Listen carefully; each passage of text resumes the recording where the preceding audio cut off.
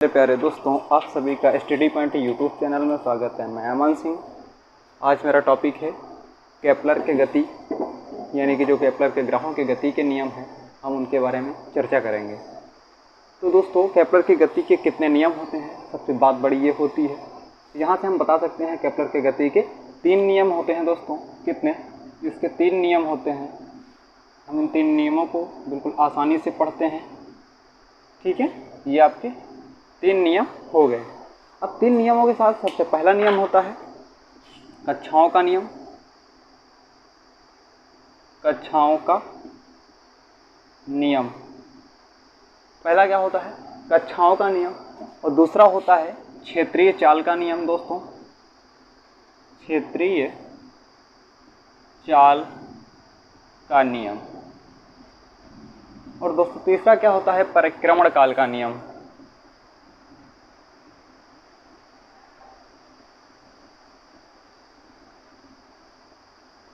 दोस्तों ये आपके 3 नियम होते हैं। केपलर के 3 नियम हैं।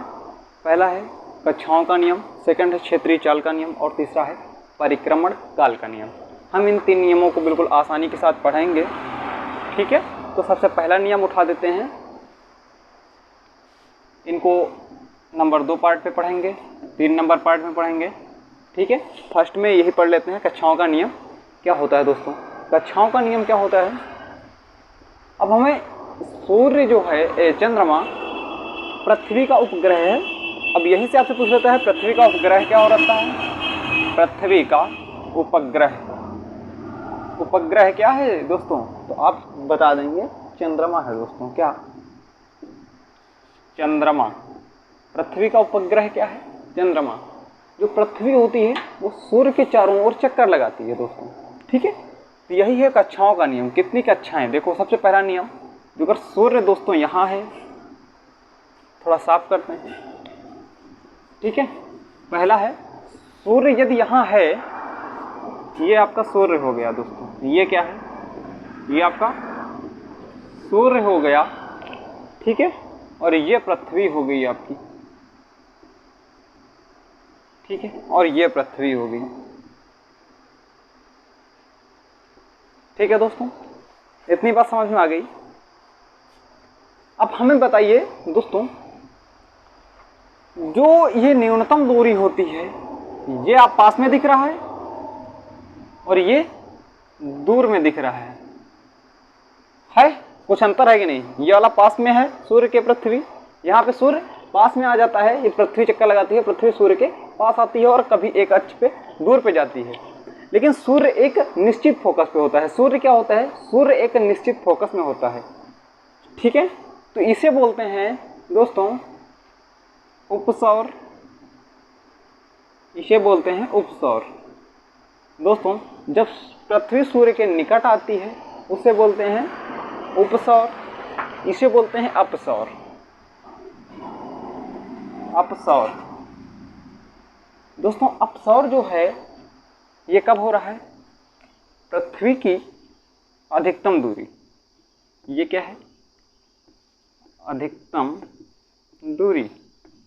जब अधिकतम दूरी है तो अपसौर हो रहा है। और ये क्या है? न्यूनतम। न्यूनतम दूरी। यहाँ पे आपकी न्यूनतम दूरी है, पृथ्वी और सूर्य के मध्य न्यूनतम दूरी है। अब ये बात आती है न्यूनतम दूरी कब होती है? ये होती है 3 जनवरी को। ये कब होती है? पृथ्वी जो होती है सूर्य के सबसे निकट बिंदु पे कब आ जाती है? 3 जनवरी को। सबसे दूर कब जाती है? तो यह जाती है 4 जुलाई को।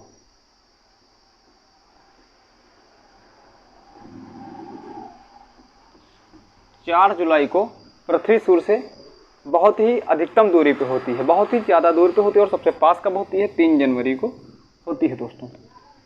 अब कैसे? यहाँ से पृथ्वी ये ऐसे ऐसे करेंगे परिक्रमण काल। यहाँ से क्या होगा? पृथ्वी चक्कर लगाएगी। पृथ्वी सूर्य के चारों ओर चक्कर लगाती है। पृथ्वी देखिए पहले यहाँ पे थी, सूर्य यहाँ था। पृथ्वी यहाँ से जब चलते चलते चलते चलते ऐसे आई, ठीक है, पृथ्वी घूम रही है। जब घूम के सूर्य एक निश्चित फोकस में है दोस्तों, सूर्य नहीं चल रहा है, सूर्य एक निश्चित है। क्या है? ये आपका दोस्तों निश्चित फोकस है। ठीक है, पृथ्वी जो घूम के एक जगह अधिकतम दूरी पे आती है और एक न्यूनतम दूरी पे, जो न्यूनतम आती है उसे अपसौर बोलते हैं, जो अधिकतम आती है उसे अपसौर बोलते हैं। ये कब होता है? 3 जनवरी को, और ये क्या होता है? 4 जुलाई को दोस्तों।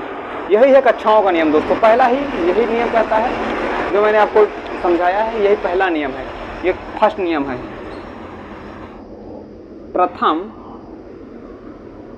प्रथम नियम आपका केपलर का यही है। प्रथम नियम दोस्तों आपका यही है। अब इसके आगे पढ़ेंगे दोस्तों। वीडियो अच्छा लगा हो तो लाइक कमेंट शेयर बनता है। अगले टॉपिक के साथ फिर से मुलाकात होगी अमन सिंह से।